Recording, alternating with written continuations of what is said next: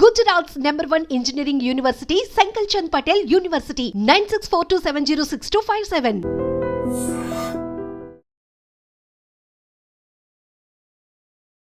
Hi hello నమస్తే welcome back to iDream media.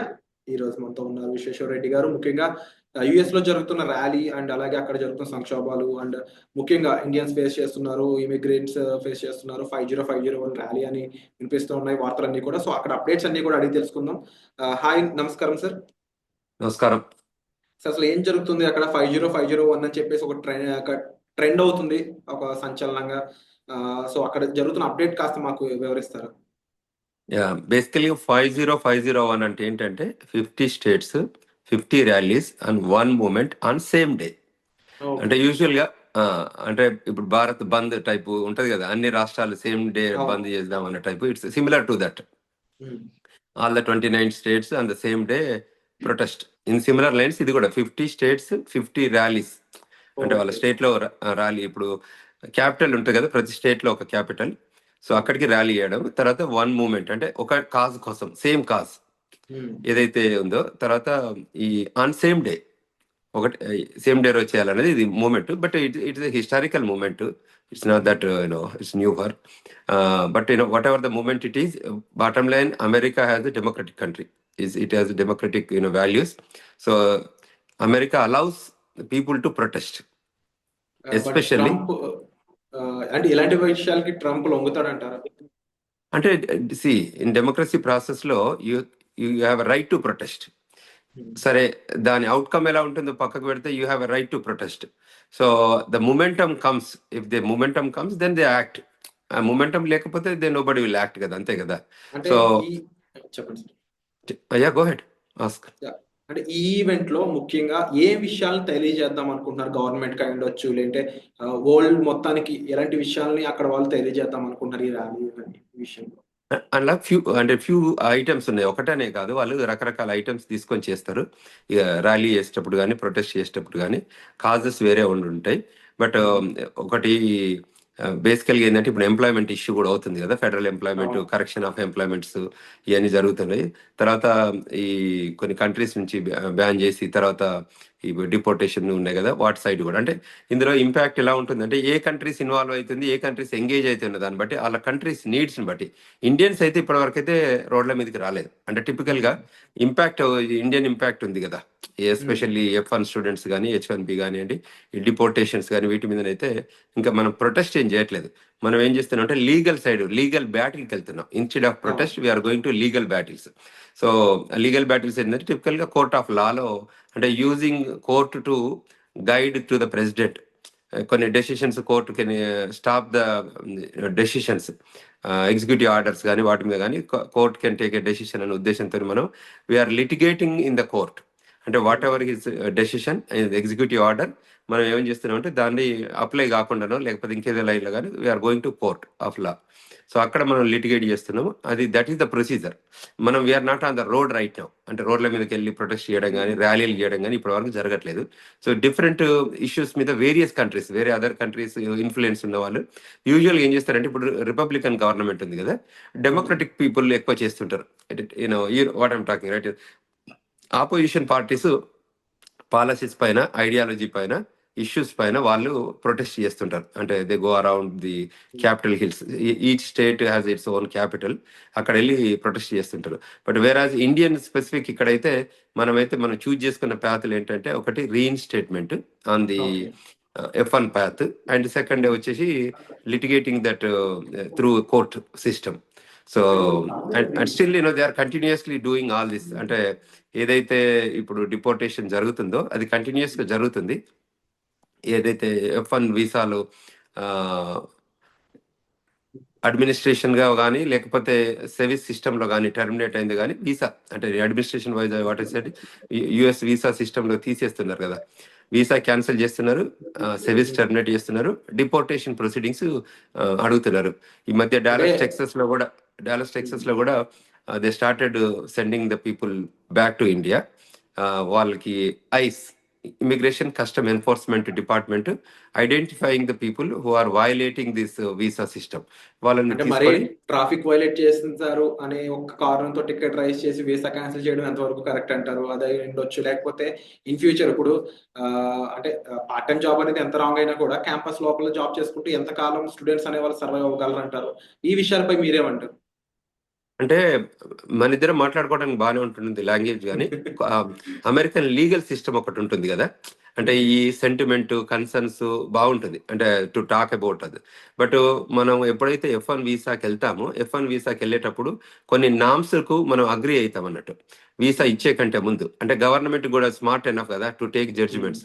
So వాళ్ళు ఏం చేస్తారు, మనల్ని సైన్ అప్ చేస్తారు. ఇంకో ఈ లాస్ ఒప్పుకుంటేనే నీకు వీసా ఇస్తాము, ఈ లాస్కి నువ్వు అబాయిడ్ అయితేనే నేను వీసా కంటిన్యూ చేస్తాము, ఈ XYZ లాస్కి మీరు ఓకే అంటేనే నీకు ఎక్స్టెన్షన్ ఆఫ్ స్టే ఇస్తాము. అంటే వాళ్ళకి ఎందుకంటే ఒక 100 they don't look at India as one country, they look at 150 countries as a whole, అంతే కదా. ఒక వీసా ప్రోగ్రామ్ పెట్టేటప్పుడు దిస్ ఇస్ ఫర్ ఇండియన్స్ అని పెట్టరు. అమెరికా ఇమిగ్రేషన్ లాలో ప్రతి law applies to all the people who are coming in to the United States కదా Virat. So the typically the process, the procedure, the rules, the regulations will define, design, execute only for programme. ఆ ప్రోగ్రామ్లో ఏదైతే ఉందో దానికి చేస్తారో అది every country has to follow. In context to that ఇప్పుడు మనం ఆన్ క్యాంపస్ జాబ్ ఒక్కటే చేయాలి, మిగతా రెస్ట్ ఆఫ్ ద టైం మనం చదువుకోవాలి. తర్వాత మనం ఓపీటీ ఇస్తున్నాం, ఆ ఓపీటీకి స్టెమ్ ఓపీటీ ఇస్తున్నాం, అంటే 12 months ఇస్తున్నాం. ఈ during that time you can work, we're not stopping in that time. But only during the 2 years of master study తప్పకుండా మీరు చదువుకోండి. ఒకవేళ యూనివర్సిటీ అప్రూవ్ చేస్తే ఆథరైజ్డ్ వర్క్ ఉంటే మీరు క్యాంపస్లో జాబ్ చేయొచ్చు. మీరు ఏదైతే ఈ గ్యాస్ స్టేషన్లు, లిక్కర్ స్టోర్లు, గ్రోసరీ స్టోర్స్, ఇంకేదైనా what you name it outside of the university work చేస్తే is a violation of immigration nationality act అని క్లియర్గా చెప్పాం. డెఫినెట్లీ అందరూ యాక్సెప్ట్ చేయాల్సిన రూల్ ఇది. 100% ఐ అగ్రి. అయితే ఇక H1s విషయంలో మాత్రం ఇది కాస్త కఠినంగా అనిపించడం లేదా? టికెట్స్ రైజ్ చేసి వాళ్ళని వీసా క్యాన్సిల్ చేయడం అయి ఉండొచ్చు. అండ్ ముఖ్యంగా ఇప్పుడు ట్రాఫిక్ వైలేషన్ అయి ఉండొచ్చు, అంటే మానవ తప్పిదాలు జరిగితే దానికి ఫైన్ అయి ఉండొచ్చు, దాని తగ్గ యూనో రెజంప్షన్ వాళ్ళు చేసుకుంటారు. బట్ డైరెక్ట్ వీసా క్యాన్సిలేషన్ అనేది అమెరికా మీద హోప్స్ చంపేస్తున్నాయి అనేది కొంతమంది స్టేట్మెంట్స్. మీరేమంటారు? అవును, కరెక్టే. అయితే టిపికల్ ఏంటంటే ఒక ప్రొసీజర్ వెళ్ళాలి. ఇప్పటి వరకు ఏంటంటే జనవరి కంటే ముందు ఓన్లీ వీసా క్యాన్సిల్ చేసేవాళ్ళు, వాళ్ళు I-94 స్టేటస్ మెయింటైన్ చేసేవాళ్ళు కాబట్టి కంట్రీలో ఉండేవాళ్ళు. సో అప్పుడు ఇబ్బంది ఏం లేదు, వాళ్ళకి ఎక్స్టెన్షన్ ఆఫ్ స్టే H1 రూపకంగా కానీ ఏదో రకంగా వచ్చేవాళ్ళు. వాళ్ళ కంట్రీ బయటకు వెళ్తే కానీ మళ్ళీ లోపలికి వచ్చేటప్పుడు మళ్ళీ వీసా స్టాంపింగ్ చేసుకొని వచ్చేది. కానీ మళ్ళీ కొత్త ఎగ్జిక్యూటివ్ ఆర్డర్ వచ్చింది కదా అమెరికాలో. సో కొత్త ఎగ్జిక్యూటివ్ ఆర్డర్లు ఏం చెప్తున్నారంటే ఏవైతే వయలేషన్ చేస్తున్నారో వాళ్ళని మనం డిపోర్టేషన్ చేయండి. సో డిపోర్టేషన్ చేయాలంటే ముందు వీసా టెర్మినేట్ చేయాలి, అంటే సెవిస్లో ఉన్న స్టేటస్ను టెర్మినేట్ చేయండి. So that they are status లేకుండా చేస్తే ఏమవుతుందంటే వాళ్ళు they have to go back. If they leave అంటే సెల్ఫ్ డిపోర్ట్ అయితే పర్లేదు. If they cannot do a self deport then ICE immigration custom enforcement department ఏం చేస్తుంది, వాళ్ళని ఐడెంటిఫై చేస్తుంది, ఎక్కడెక్కడ ఉన్నారో ఐడెంటిఫై చేసి వాళ్ళని తీసుకెళ్ళి within the self deportation టైంలో ఉండేది ఉంటే పర్లేదు, లేకపోతే ఏం చేస్తారంటే they surrender to the jail. So then jail will they assign to one of the judge టైంలో అసైన్ చేసి ఆ జడ్జి ఎప్పుడైతే పంపించగలుగుతారో అప్పుడే పంపగలుగుతారు, అంతకంటే ముందు పంపడానికి ఆస్కారం ఉంటుంది. ఒకసారి వాళ్ళు జైలుకి పోతే అది ఎన్ని రోజులైనా పట్టవచ్చు, అది 10 రోజులు పట్టవచ్చు, 20 రోజులు పట్టవచ్చు, 50 రోజులు కూడా పట్టవచ్చు. ఎందుకంటే సమ్ ఆఫ్ ద కేసెస్ మేము చూసింది అయితే ఒకటి 66 రోజులు ఉన్నారు జైల్లో అబ్బాయి. 66 రోజుల తర్వాత మళ్ళీ 66 days తర్వాత డిపోర్ట్ చేశారు. ఓకే. ఎందుకంటే అవైలబుల్ లేరు ఆ జడ్జి అక్కడ ఏదైతే లొకేషన్స్ లో, వాళ్ళ అవైలబిలిటీ కూడా మ్యాటర్ అన్నట్టు. వాళ్ళకి ఇంకోటి కేసెస్ ఇవాళ అరెస్ట్ చేసి తీసుకురావడం ద్వారా రేపు పొద్దున్న పంపమని వాళ్ళ దగ్గర ఉండదు. వాళ్ళకి ఏంటంటే వాళ్ళు సీక్వెన్స్ లో వెళ్తారు కదండి, కేసెస్ లైన్అప్ అయి ఉంటాయి కదా.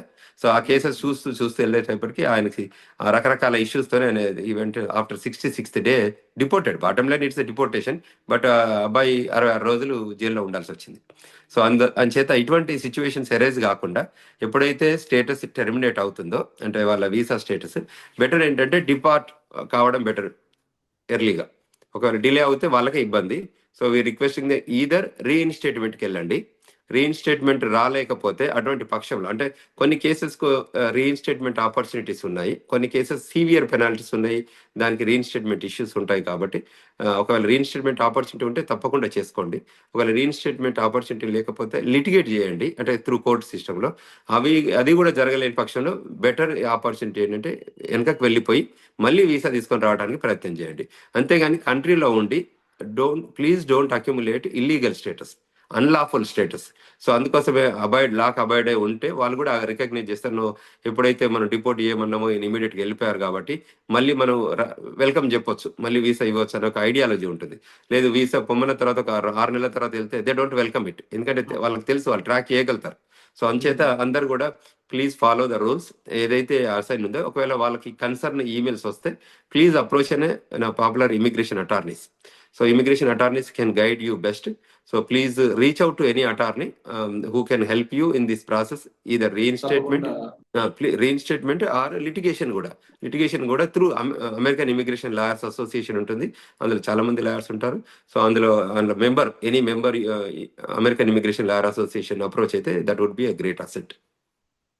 విశ్వేశ్వర రెడ్డి గారు, ముఖ్యంగా చూసుకున్నట్లయితే అకాడమిక్ క్లోజర్స్ వస్తున్నాయి ఇక్కడ ఇండియాలో.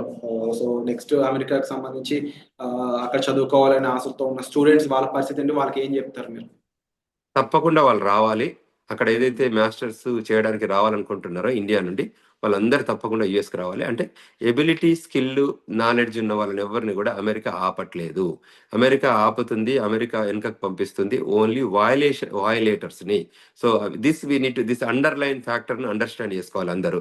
అమెరికా ఇక్కడ ఉండి చదువుకున్న వాళ్ళను, స్కిల్ ఉన్న వాళ్ళందరినీ డిపోర్ట్ చేయట్లేదు. ఎక్కడైతే వాళ్ళు ఐడెంటిఫై చేస్తారో వయలేషన్స్ ఉన్నాయో వాళ్ళని మాత్రమే పంపుతుంది ఇండియాకి. సో అంచేత ఎవరైతే అబ్రాడ్లో అంటే వాళ్ళు ఏదైతే మంచి హైయర్ స్టడీస్కి రావాలని అనుకుంటున్నారో అమెరికాకి తప్పకుండా రండి. వాళ్ళకి ఇప్పుడు మళ్ళీ ఆగస్ట్లో మళ్ళీ వస్తారు, అంటే ఎవ్రీ ఇయర్ ప్రోగ్రామ్ ఉంటుంది కాబట్టి. సో తప్పకుండా వాళ్ళందరూ they all please welcome. America universities అన్ని వెల్కమ్ చెప్తున్నాయి స్టూడెంట్స్కి.